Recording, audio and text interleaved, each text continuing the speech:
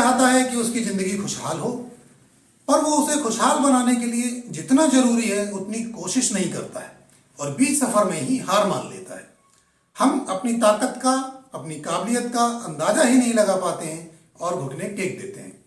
नमस्कार दोस्तों, मैं हूं संदीप कुलश्रेष्ठ और एक बार फिर से हमारे चैनल रसान में आपका बहुत बहुत स्वागत करता हूं। साथियों, जैसा कि आप सब जानते ही हैं कि हमारा उद्देश्य समाज में जागरूकता और सकारात्मकता लाना है और इसीलिए हम जीवन के हर पहलू पर चर्चा करते हैं और अलग अलग उपयोगी विषयों पर वीडियोस लाते रहते हैं।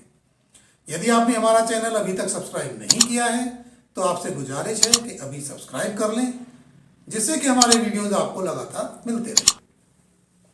आज आपके सामने जो विषय लेकर के हम आए हैं वो है कि हमें अपनी खुद की ताकत को पहचानना बहुत जरूरी है।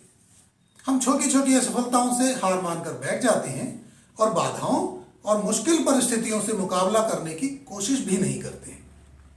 हमें लगता है कि अब सारे रास्ते बंद हो गए हैं और अब कुछ भी नहीं किया जा सकता है, और फिर यही सोच हमारी हार या सफलता का कारण बन जाती है। हम ये भूल जाते हैं कि सफलता कभी भी थाली में परोसकर नहीं दी जा सकती। उसके लिए निरंतर प्रयास और कड़ा परिश्रम करने की जरूरत होती है। हम अपने पिछले कई वीडियोस में भी इस बारे में बातचीत कर चुके हैं।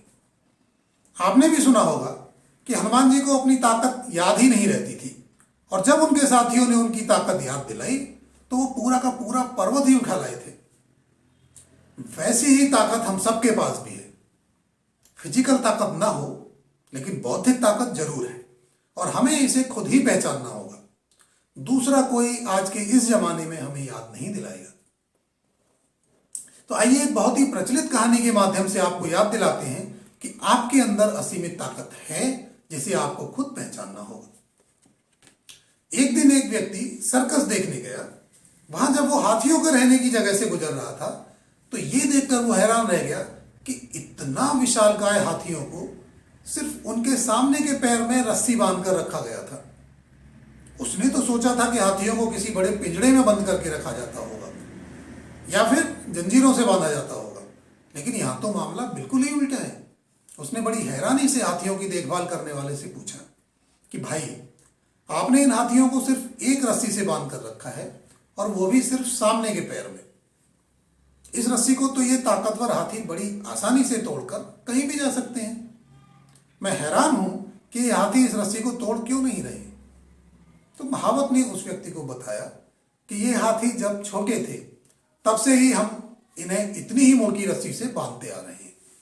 उस समय उन्होंने रस्सी तोड़ने की बहुत कोशिश की लेकिन ये तब छोटे थे, इसलिए उस समय ये रस्सी तोड़ पाना उनके लिए संभव नहीं था और वे उस समय उस रस्सी को नहीं तोड़ पाए। तब से ही इन्होंने मान लिया है कि रस्सी इतनी मजबूत है कि वे इसे तोड़ नहीं सकते।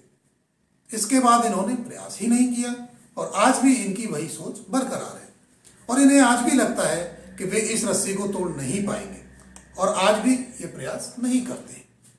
तो दोस्तों, इन हाथियों की तरह हम भी अपनी नकारात्मक सोच से बंध जाते हैं और सोचने लगते हैं कि जो काम एक बार नहीं कर पाए वो हम कभी नहीं कर पाएंगे।